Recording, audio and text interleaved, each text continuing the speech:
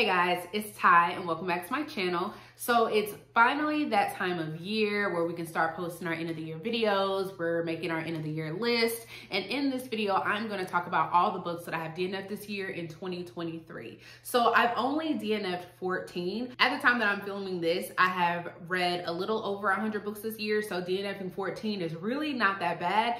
The last book that I'm going to talk about, I actually DNF'd this morning, so it barely made it into this video. So how I'm going to do this is I'm just going to start with the books that I read in January and DNF'd and work my way all the way up into the book I just DNF'd this morning. A lot of these books just did not work for me for whatever reason. I just didn't click with them, but a lot of them are popular and other people have tended to enjoy them, part of the reason why I picked them up. But if you guys have read any of these and have enjoyed them, DNF'd them, disliked them, please let me know down in the comments because I'm really interested to know. But we will go ahead and start with the book that I DNF'd in January. So the first book that I DNF'd is Spare by Prince Harry. And two things. I only picked this up because everybody else was reading it and I was getting a little bit of FOMO and I just wanted to be able to join in on the conversation. And the other reason why I picked it up was because I really don't know much about the royal family, and for whatever reason, I thought by reading this, I would learn something, and I did not. I did not learn anything besides I was not interested in this book. I thought it was just not interesting. I don't want to be that harsh on someone's personal story because this is his life, but I just didn't care. And the only parts that I did find myself being invested in was anytime he talked about his mother, Princess Diana. I was really into those parts, but they were few and far in between. And then I think I made it about halfway into this book before I just decided to give up. But there was a part where he started talking about his private parts and he even gave it a name. I think he called it like Todger. I think it's Todger. And when we got to that part and anytime he mentioned his little private parts, I didn't care. And I don't want to know about your private parts. So I just went ahead and DNF'd it. So I did give this book to my grandmother. She really wanted to read it. She only got to like page 5 before I found that book back in my possession. But yeah, Spare by Prince Harry just did not work for me. The next one that I DNF'd is Severance by Ling Ma. This is a adult dystopian. And this is another one that I just felt was very boring. Not a lot was happening. And this is something that should have been right up my alley because it revolves around a pandemic and we are following our main character in like the present timeline where she has joined up with a group of survivors, and then in a past timeline before the pandemic and into like some of her backstory, but it was just so boring. Again, I don't even think I got halfway into this one before I put it down, but not much was happening. By the time I DNF'd it, they were just talking about the pandemic, but it didn't like focus too much on that. I felt like it was more focused on the main character's backstory. And that was just not something that I was interested in or wanted from this particular book. A lot of people have actually liked this one. So I think this one is a me problem. So if this book even sounds remotely interesting to you, maybe pick it up. But yeah, didn't work for me. So then the next one is The Calculating Stars by Mary Robinette Kowal. This is part of a series. I read it for one of my series that I do here on my channel, Which One is Better? And I barely made it 50% into this before I put it down. So this one is set in the 1950s and a meteorite had hit the earth, caused a lot of issues. There were a lot of ripple effects. And we're following these group of women who are trying to be like one of the first astronauts into space, but this is a very male dominated field working in NASA. So we're just following these women as they are trying to become pilots. And I just did not like it. I was invested in the very beginning when like the meteorite hit and we were learning about all the damages caused and how it affected different parts of the world. And I was interested in the beginning as well with these group of women and how they were trying to make their mark at NASA. But after a while, this is a really feminist heavy driven story. It's very on the nose and it really drives its point home. And I just don't think it needed to do that.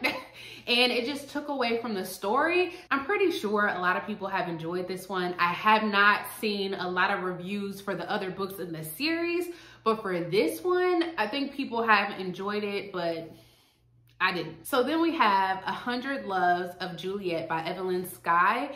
And I read this as an arc. So I thought it sounded interesting, but this was not it. So in this one, we're following this girl or this woman by the name of Helene. And she decides that she is gonna move to Alaska because she's, I think, trying to get away from her husband, or she's running away from like a really bad relationship. And she goes to Alaska because she wants to be able to work on her next book.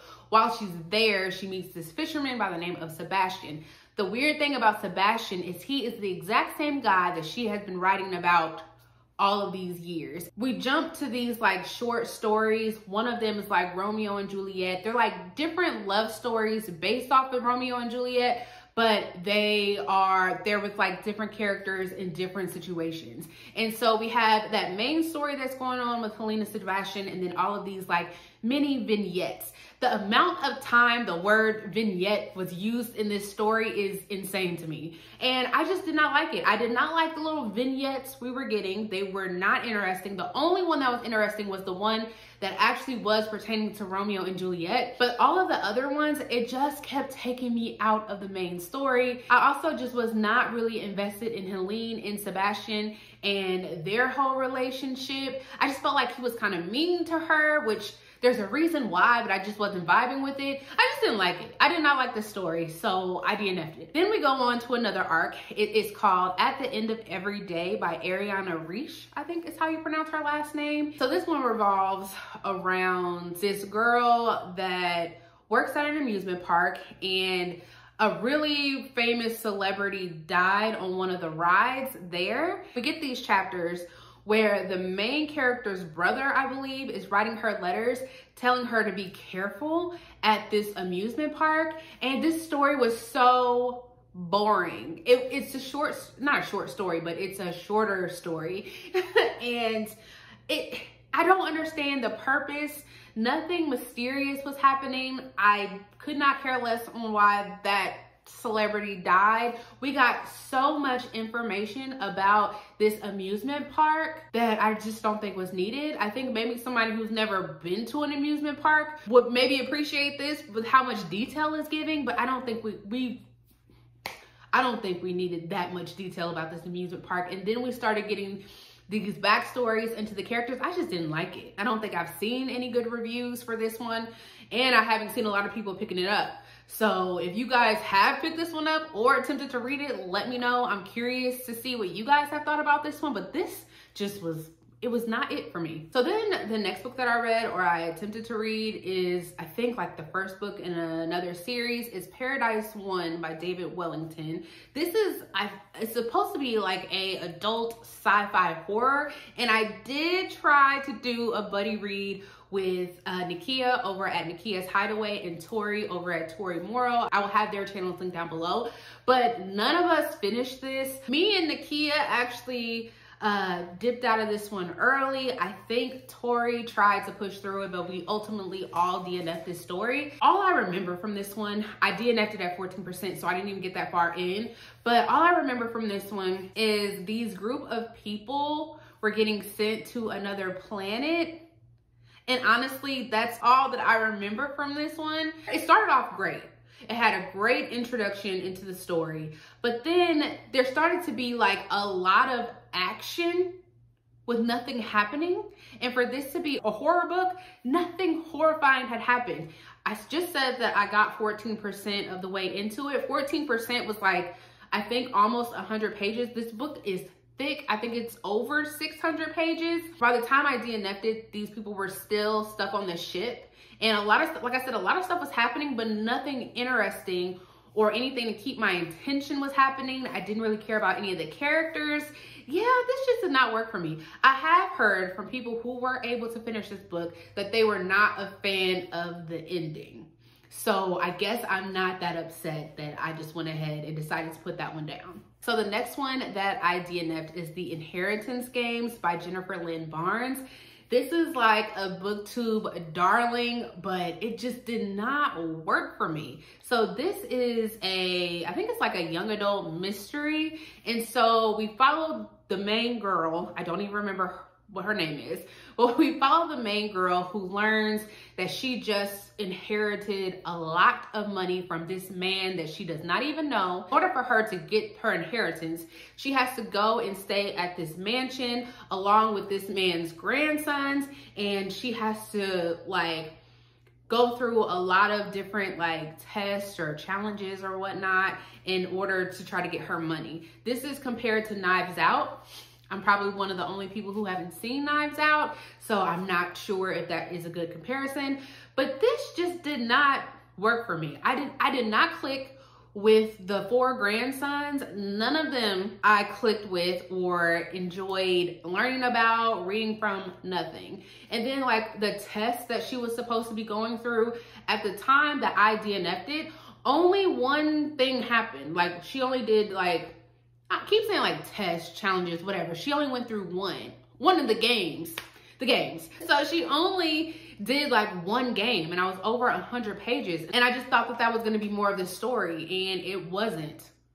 And because of that, and because I did not enjoy any of the characters, I just decided to put that one down. So the next one is another adult like sci-fi mystery thriller. It is The Deep Sky by Yumi Kitase, not really sure how to pronounce the last name, but this one just didn't work for me either. But a lot of people who have been reading this that I've seen have actually really enjoyed it. So this is probably a me thing. So this one takes place in space. We're following this girl who is there with like a bunch of other people that are representing different areas, and they're going into space because Earth is not really inhabitable anymore. And so they are trying to make another planet habitable for people. And then it's all women that are up there. And the purpose of taking these women is so that they can reproduce on their trip to this other planet. But then there is a explosion with the ship that knocks it off course. And so our main character has been tasked with trying to figure out who caused that explosion.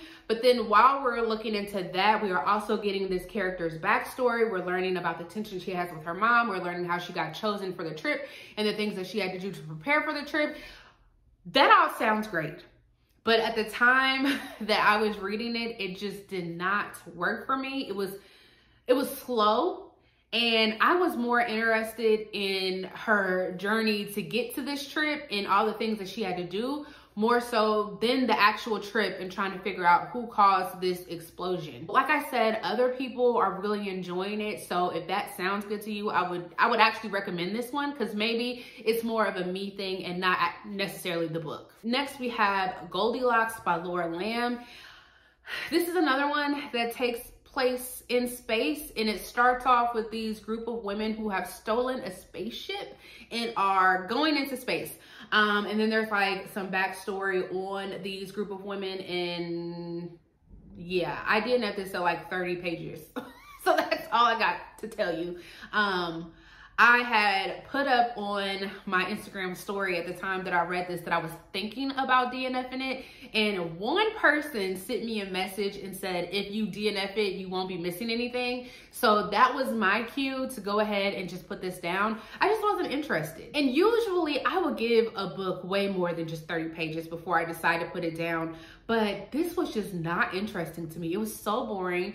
I'm not sure if it was just because I was listening to this on the audiobook. So the audiobook didn't really grab me, but yeah, I didn't like this. So then we have The Dragon Republic. Y'all, please don't come for me for this one. So this is the second book in the Poppy War series by R.F. Kuang, adult fantasy. Okay, let's go back.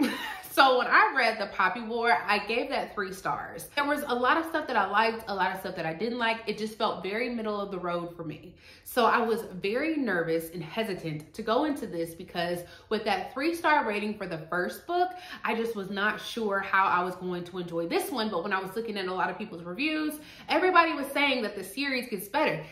This just did not get better for me. I can't really tell you guys what the plot is, but it does take place right after the events of the first one. We still are following our main character, Ren. Our main character, Ren. And I didn't really like her in this book. I had mixed feelings about this character towards the end of the Poppy War, but then in this one, it was really driving me up a wall that she just could not make up her mind about whether or not she wanted to be a leader. There were these moments where she really showed that she could be a leader and she wanted to be, and then there was these moments where she was just happy with letting other people take over, and it was kind of irritating. And then I think I got about halfway into this book, and at a certain point I just wasn't really interested in the things that were going on, so I just decided to just bow out. I'm DNFing this series. I DNF'd this book. I am going to keep the Poppy War around because I did enjoy it while I was reading it, but I'm just done with that series. So another book that I DNF'd is Happiness Falls by Angie Kim. I just said I usually give books a while before I DNF'd them, but in this one, I also DNF'd it pretty early on.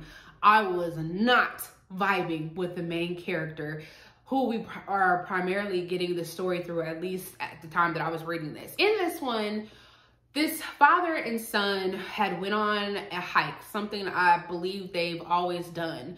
But then while our main character, the sister, was at home, she sees her little brother coming home without their father. And the issue with that is her brother has autism and some other kind of syndrome, Engelman syndrome.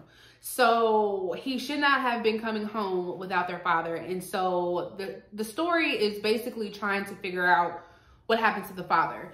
My problem with this is that with the main character, she just kept going on a lot of different tangents, and tangents that I was not interested in. The parts where she was kind of talking about her brother and like his autism and the Engelman syndrome, I wasn't interested in that, but everything else she was talking about, I could care less. Like, where is the father? So this is one of the books, like I said, I DNF'd early. I think I only got like not even 50 pages into it. I was listening to it on audio. It just was very hard to keep straight what was going on. So I had to put this one down. Then here's another recent DNF, which is Rouge by Mona Awad, the author of Bunny.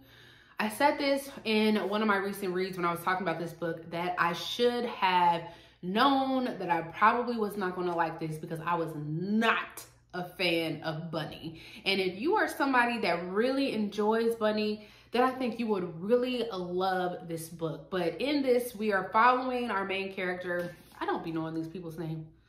Belle. And she has learned her mother died. She goes back to her mother's hometown, and she is trying to figure out what to do with her mother's stuff, and she realizes that her mother was wrapped up in like this beauty spa, and so then Belle becomes wrapped up in this beauty spa, and it reads like a fever dream. Some of this I just could not follow. I did not understand. I was not keeping up with it, and it talked a lot about the beauty standards today and how basically like superficial people can be and how into their looks people are, and I was kind of over that conversation. And I got maybe, I don't know if it was quite 100 pages in, but I really tried to push through this one, and it just was not working for me. I wanted it to, but it didn't. So the last book that I DNF'd for 2023, hopefully this is my last book that I DNF'd for 2023, but it's the last one that's gonna make it into this video. I just DNF'd it this morning. This is Bright Young Women by Jessica Knoll. So this is like a true crime thriller. I keep seeing people call it a thriller. It is not thrilling, but this is supposed to be about Ted Bundy, but we are focusing more on his victims. And I did not realize, because I don't think it says anything about Ted Bundy. Yeah, he's not mentioned like in the description. And from what I've been learning as I've been looking at reviews and stuff, that was the author's intent for this. She wanted it to be all about the victims, and she didn't want to give him a name and put any more light on him. But this was so boring. Oh my gosh. So when it first started out, I was interested because it starts off with like a gruesome murder that took place at a sorority home where the main character was the president of. But then we keep flipping back and forth between our main character, Pamela's perspective, and then this other girl that eventually dies. That's not a spoiler, but 4 years prior, and then different timelines within that. It just got confusing. So not only am I trying to keep up with like the timelines and what's going on where, it's also just boring. I'm not interested in anything, nothing that is happening. It is very slow moving. I don't know why this has thriller attached to it because it's not thrilling. But yeah, this one, I got 3 hours. 3 hours into the audiobook, and every time I was listening to it, I just kept zoning out. Nothing about this was keeping my attention. I thought maybe this would be like a soft DNF and I would come back to it later. No, I'm not coming back to this. I'm done. This is a hard DNF for me. So those are all of the books that I have DNF'd this year in 2023. Again, if you haven't read any of these, whether you also DNF'd them, if you enjoyed them, if you did not enjoy them, please let me know in the comments because I am interested in you guys' thoughts. But I will see you guys next time. Bye.